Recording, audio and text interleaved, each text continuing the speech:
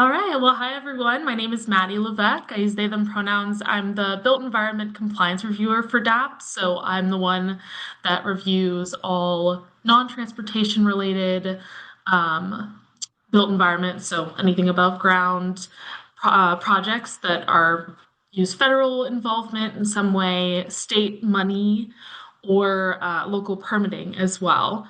You might see emails from me. You might see emails from my colleague Maureen Elenga, who also helps with those reviews. And then another thing I also review are these EZ2s. So that's what we're going to go over today. You'll notice we have a tutorial on our website for EZ2s as well. But just thought we'd walk through it again, be able to answer questions, and give a few more tips and tricks that the video doesn't give. And so as I go through this presentation and you think that a question or comment is relevant to that specific moment, feel free to interrupt, but I will also have time at the end to answer any questions if anyone has anything. So just have a few slides. Oh yeah, and also we have a few, the next one here. We have a few upcoming DAP academies as well, so just wanted to highlight those. We're about halfway through our list here for this 2026 schedule, so feel free to sign up for those additional ones that are coming up on our website. You have to kind of fill out a invite thing to get the link. There's also virtual office hours that will be happening. Oh, I just noticed it says vitrol. But it's yeah, virtual office hours coming up in June and July that will focus on 2102, and I'll be there as well as our state archaeologist Rob Whitlam to answer any questions. And I think Rob's even going to be giving a little presentation as well on the archaeology side of 2102. So feel free to join those. I think they'll be pretty helpful to answer any additional questions, project-specific questions, those kind of things as well. But back to EZ2. So let's get into it.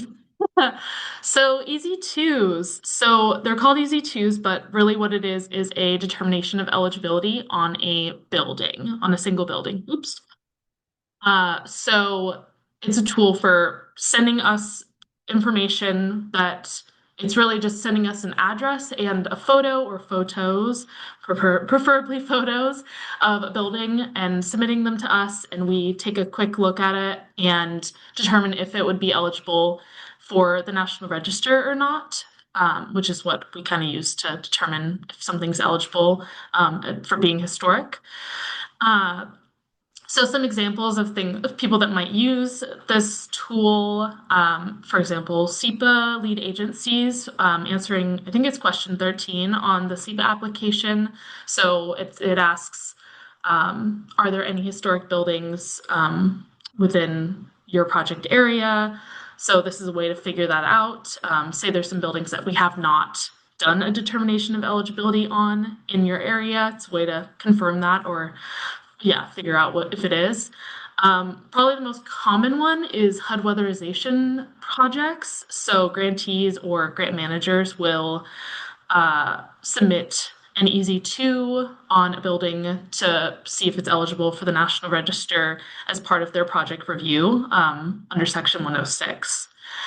So something I just wanted to highlight here as well, these determinations should be redone at least every 10 years unless otherwise stated. So some people have some grant programs have specific programmatic agreements that say every 5 years and that kind of thing. But if you don't know what I'm talking about, don't worry about it. It's just at least every 10 years. So we will. I'll get into like what that really looks like, I guess, when I get into the EZ form itself. But there's also making sure that there's not a determination on that building that's already been done in the past 10 years is super helpful to make sure that we're not redoing determinations that don't need to be made again. And I'll get into that as well as when we get into the form. But I just wanted to highlight that a few times throughout here because I see it as a common thing that happens. So I made a flow chart for EZ2s, and because I know we use the term easy a lot, and so there's EZ2 and then the EZ Project Review form, which is a a digital PDF that gets sent via email. So just kind of going through like when you would use each of those. So here we go. So does your project include ground disturbance and or more than one building? So if it doesn't, then you can use an EZ2. So this is to help with because ground disturbance is a whole other aspect of project review. And when there isn't ground disturbance, then our archaeologists don't have to look at it. So it's just kind of a way of streamlining that process.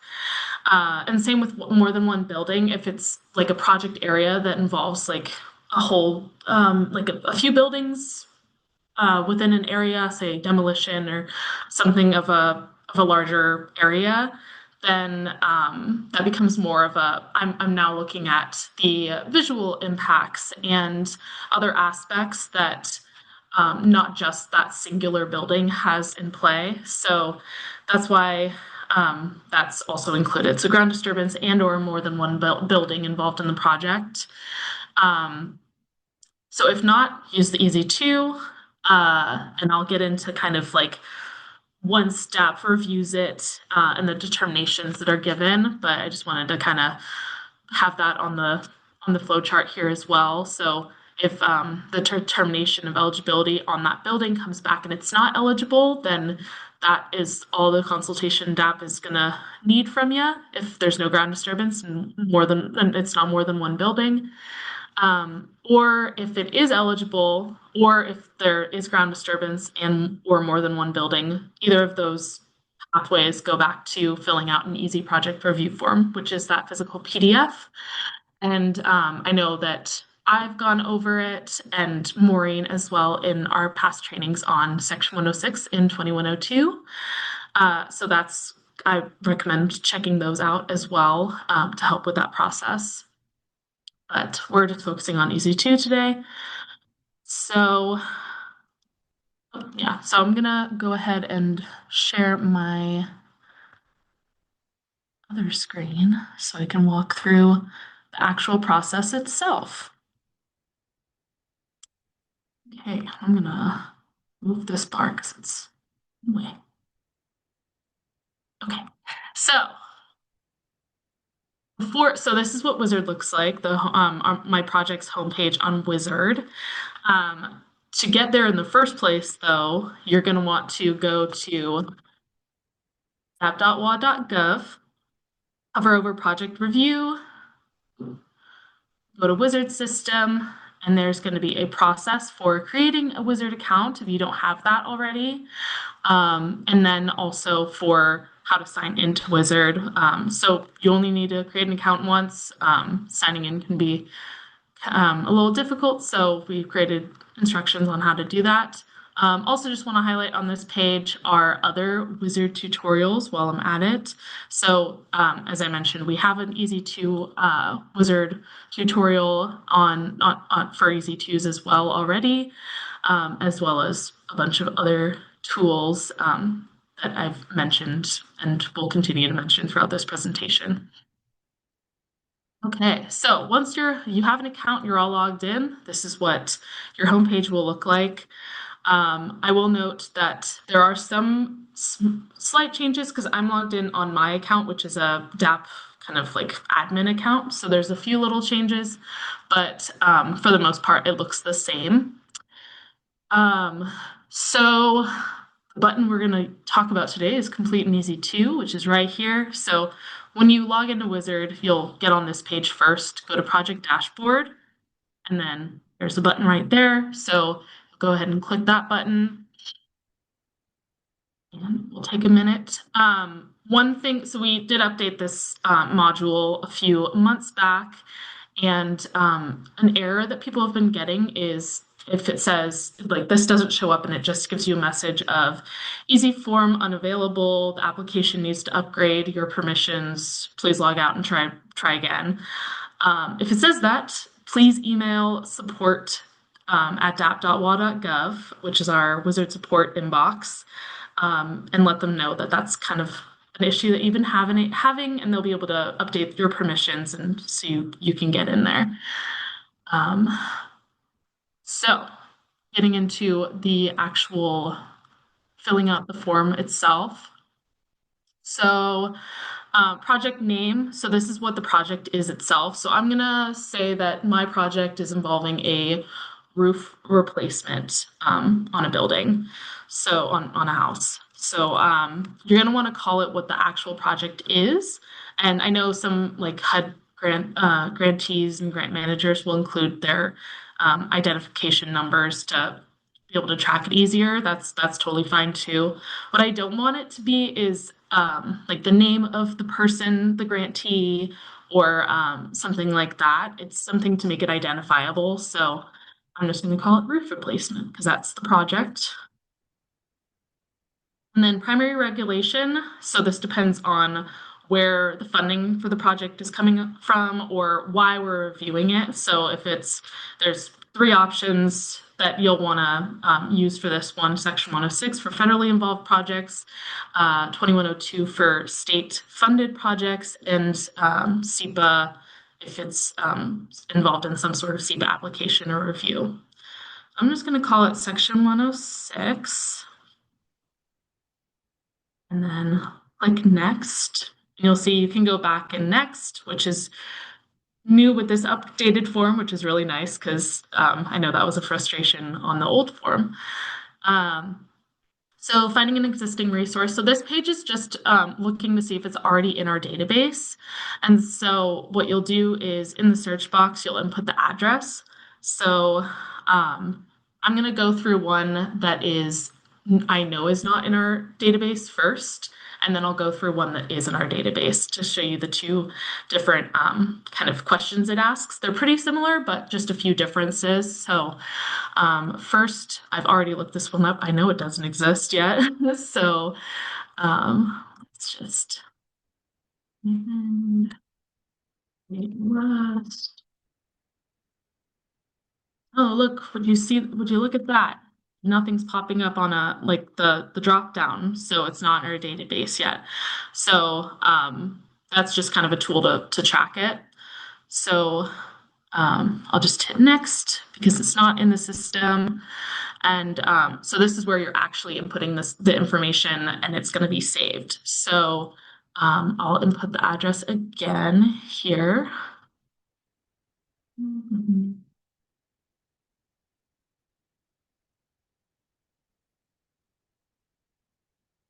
Okay, and from the drop down, you'll see it's an option. So I'll click that and just scroll down here. You'll see on the map it automatically chooses from. It's pretty similar to Google Maps in that like it uses the same address information and everything. So you'll see it chose right where the house is. Sometimes it can get a little funky and say, "Oh no, that's actually not the house. It's this one." So you can move that dot on this map by just clicking it. So oh, this is actually the house that I'm wanting to map it on. And this is useful because, some buildings or some addresses have multiple buildings on that within that address as well. For example, mobile home parks, that's usually one address for the entire park and then different units. So that's something to highlight for sure when you're doing a mobile home within a mobile home park, making sure that the dot is on the actual home that I'm reviewing, rather than just like in a general on a general building within that mobile home park. Or for example, in a agricultural area, like a rural area in Washington, and you have a residence within the address as well as a barn or something like that. Just making sure it's on the actual building you want me to review. So it's for individual buildings, not a full address, basically.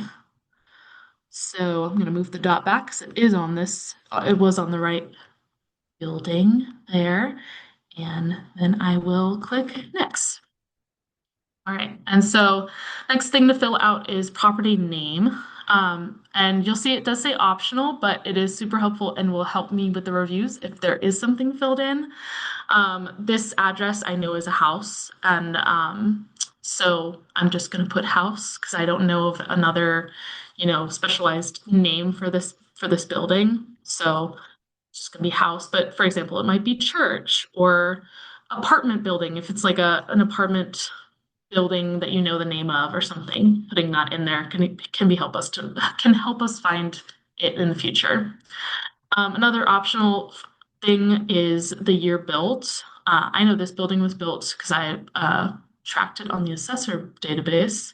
Oh, just logged me out, but it was 1940. So since that's something that I know and can input, I'm going to go ahead and do that. And I highly recommend each of you do that as well, as I'm having to individually go into each of these and find the build date if you don't put it in. So if you already have it, be super helpful to just be able to just put it in for me if you want faster reviews. So 1940. All right. And then the last aspect is uploading photos. So yeah, we give a few examples here of what we're looking for. Um, Obviously this yes picture, you can see the entire building. I would even say having a few shots, like straight on shot, as well as a oblique view, so showing like more than one side of the building, is super helpful to be able to have us um, really do an accurate determination of eligibility.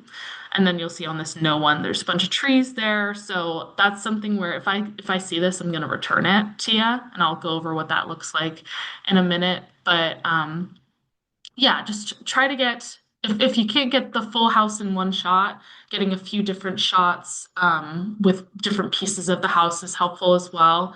But yeah, and I go over that in my Section 106 training as well and give a few more examples. For example, like a thumbnail picture versus like an actual sized photo. I don't want those like tiny little thumbnail photos. I want like an actual sized photo that I can see because these are the pictures I'm using to determine if this building is historic or not. All right, so to upload those photos, you can either drag them or I'm just gonna, since I have the photos saved on my computer, I'll just click that. And I got two photos here. Just drag them and open. And you'll see they're added right here. All right, and then I'm gonna hit next.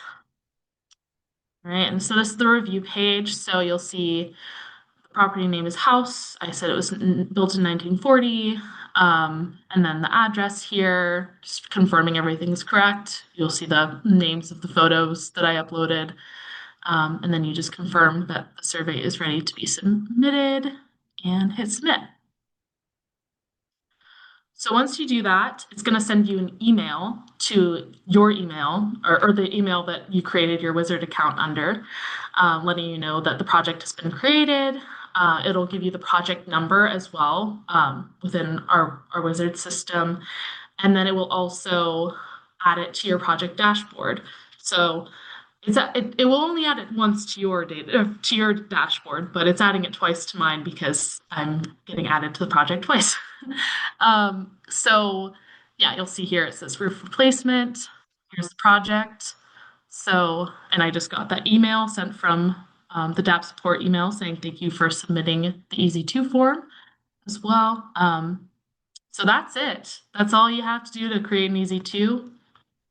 Let me just make sure yeah, well, so I'll go over now creating an EZ2 for a property that already exists as well. And then I'll go over kind of what the future steps are after you've submitted the EZ2. So now I'm going to submit an EZ2 for a property that I know is in Wizard already. So I'm going to just call it this one. I'm replacing the windows of the building. So I'll call it that. It's also a Section 106 project, sure. All right, so I'm going to search again. Oh, I wonder if this address is in Wizard. you look at that. So it's popping up anything with that address in it. So I'm looking for this one though. So I'm going to go ahead and from the drop down, click that, and you'll see the details will pop up here on that address and the information we have in Wizard. I'll go ahead and click next. It'll have you just confirm that it's in the right location, it's mapped correctly, but I know it is, so I'm not going to mess with it. Next again. And so even though it's already in Wizard, we do want updated photos. So something might be in Wizard and say there's an inventory from like 2011. We're going to want an updated pictures and an updated determination of eligibility. Like I mentioned earlier, at least every 10 years. And I'm just going to add a picture here of the building. And you know what? These are the other building, but I'm just adding them as an example. I'll delete them later. Okay, and then click next, and it will have you do the review again of that information.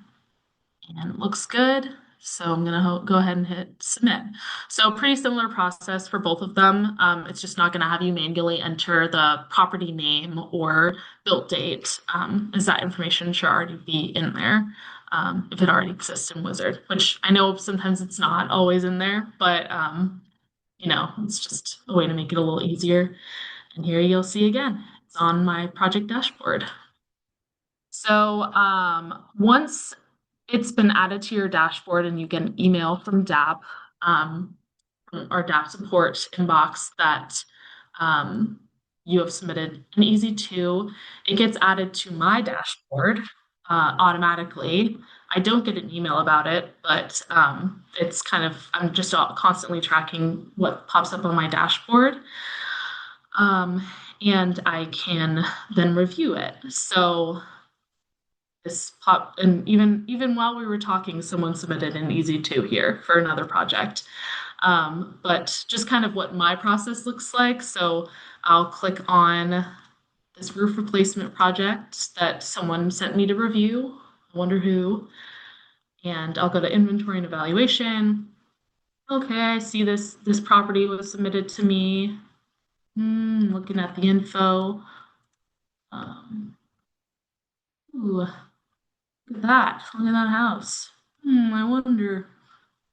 And I just happen to know that this building is not eligible for the National Register because of the area it's in and looking at the neighborhood. So, for example, so I'm going to say, so I'm going to click, it's not in my information here. It's determined not eligible. And I'm going to review complete it. Okay, so that's my end. That's what I do. It's a lot more process than that. I would say I'm like looking at the building closer and determining its eligibility. But then it gets sent, or it doesn't get sent back to you. You don't get notified if once I review it. So you just have to be checking your inbox. Can't remember if I already said this, but it takes about a week to review these EZ2s for me. I get a lot sent to me lately, so please be patient. But also, if there's something that you need to be reviewed right now, that please email me. I'll push it to the front if it's something that needs to be reviewed urgently. But usually within a week. Sometimes it's within a day, but just kind of depends on my workload. So I'm an applicant that's checking on my building determination of eligibility now. So this is something that you can do. Go ahead and click inventory and evaluation. Oh, would you look at that? It looks like the status is now green, so it's been reviewed by DAHP. And our determination, so SHPO, also DAHP, same. They determined it not eligible. So that's kind of how you're able to look at what DAHP determined or made a determination on. So there's a few different things that might be in this little slot here when after DAHP reviews it. Most common one you'll probably see is determined not eligible. And like the flow chart shows, that's kind of the end of the road for review if you're filling out an EZ2. And you can use this determination as proof of consultation with DAHP. There's also determined eligible that might pop up here. So that means it's eligible for the National Register of Historic Places, eligible for listing in the National Register. And so like that flow chart showed, that's when you will fill out the EZ Project Review form. Another option that might be here is National Register. So if it says National Register, that means it is formally listed on the National Register of Historic Places and is treated pretty similarly to determined eligible. So again, you'll fill out the EZ Project Review form. And then another option is just leaving it as survey inventory. And I know that that can happen sometimes. I've gotten emails about that. That either means that I messed up and forgot to put the determination of eligibility in, or WISAARD decided it didn't want that. So email me and ask me, like, hey, can you fix that? Or it means that a determination was already given recently. So, for example, the building that I did the second EZ2 on that I know had already been in our system. If I went here, you'll see that there's some inventories in here. Oh, from today, another one from today, one from 2024. So if you click the evaluation tab too and scroll to the middle here, you'll see it was determined eligible just today already. Even this one, it was determined eligible two years ago. So this is an example of a project I would probably just review complete, and it will look like this on your database or on your dashboard. And that's because I've already given a determination of eligibility on it. I'll usually also put in the review on the evaluation tab. In the notes, I'll say, like right here or something, I would say determination given within the past year, no new determination is needed. So if you're ever like, I'm confused, why was this just survey completed or survey inventory and review completed, good place to check is the notes. So that's all the options within the SHPO determination spot. You might also see in the status here, it might say returned. So it would be red and say returned. And like I mentioned, that will happen if we don't have good enough photos of the building. Sometimes WISAARD bugs out and leaves the address field blank. Sometimes maybe it might be mapped incorrectly, and I'm not really sure where it's supposed to be mapped at all. Like it's just not clear. So I'll return it to you. And again, I'll put in if you go into the record and you click evaluation, I'll put, it will say returned here. And then in the notes, I'll give a reason for why it was returned. So most of the time it's photos, I would say. Every once in a while, the address situation. I'll also have it in the notes say, please email, and then my email, maddie.levesque@dap.wa.gov, once it's been resubmitted, because we, again, don't get notified when things are resubmitted. So it's tough for me to be able to track that. So just email me and I'll be able to just review it really quickly and make sure that we're not leaving you hanging on this determination. Okay. So I think that is pretty much walked through the EZ2. I will say also, going back to that first one that was determined not eligible. So say you need to prove this and you don't want to just take a screenshot of this page. You're like, oh no, they said it wasn't eligible. If you click this pencil and then go over to here or here, whichever one, and click, it's like a little print button. If you click it, it'll load and create, it's not printing anything, it's creating a PDF version of this document. And so here we are opening it, and you'll see my determination on there as well. So 1 second. Okay, so it's just more of like a PDF version of that historic property report. So yeah, you'll see determined not eligible and the date. So that's something you can save as proof of it being determined not eligible for the National Register. Okay, so that is everything I have on the EZ2. I will go back to my slide here and say, if you have any questions, I'm happy to answer them right now. There's also the support email that is available for any assistance in filling out the form as well, or you can email me and I can drop my email in the chat as well. Let me do that real quick. Okay, but yeah, I see one question in the chat, and then feel free, I'm gonna just so I I can did see. 2 questions into chat so far. Okay, sweet. Or All maybe right. 3. So yeah, we'll go ahead. Let's see. Do you want me to read them to you? Here. Yeah, Okay. that'd be great. So the first one was a little bit earlier. How do you define ground disturbance? That is literally any time the ground is being touched, and like so, it could be.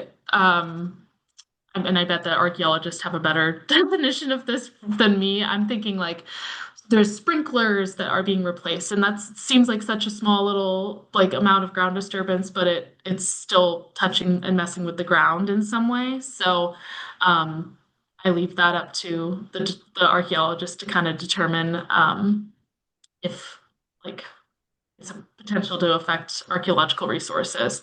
So literally any time that you're messing with the ground in any way, that's ground disturbance. Does that make I, sense? I encourage you all also to, if you have questions about any archaeology or Yes. ground disturbance, tune in on May 18th for our session with Dr. Rob Whitlam.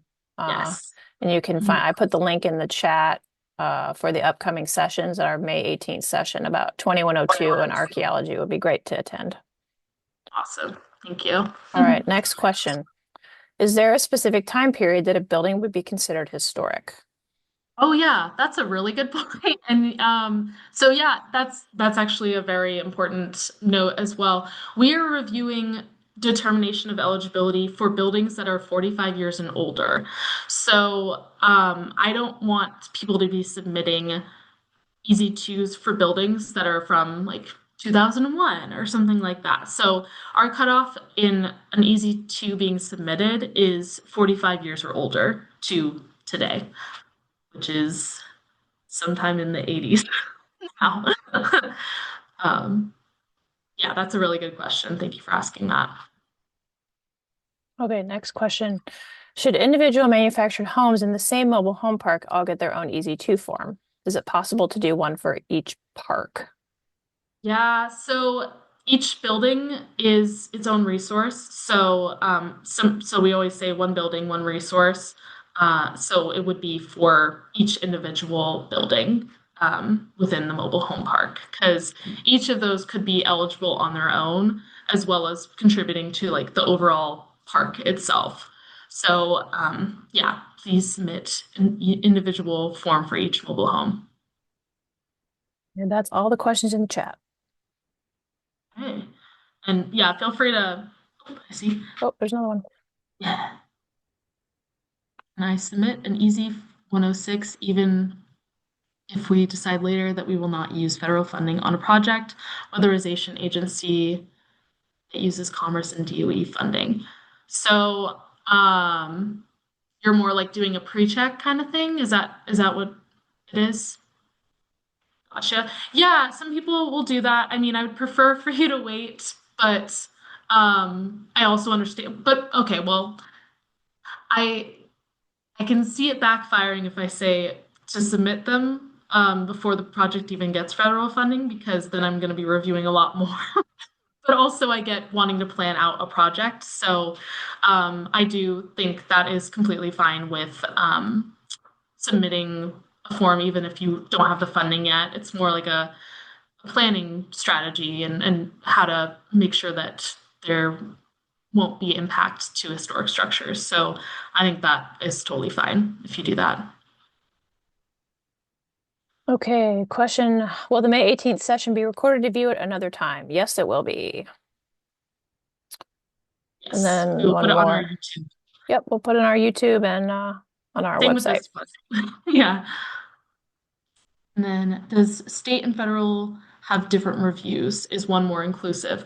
So they are pretty similar, but the process is a little different for each of them. So we just want to make sure we understand which one we're reviewing it under. And you can check out our past presentations on Section 106 and Executive Order 2102 to kind of see those differences played out. But they're pretty similar, but there are some smaller changes. So we like to specify.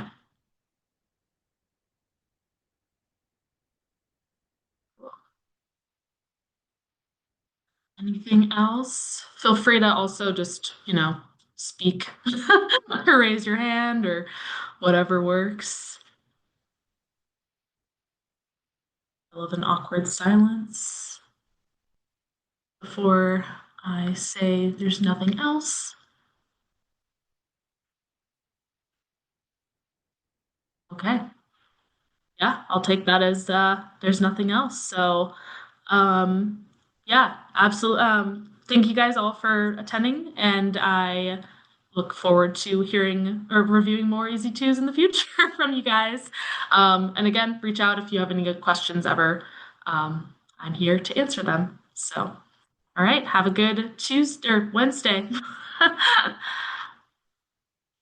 Bye.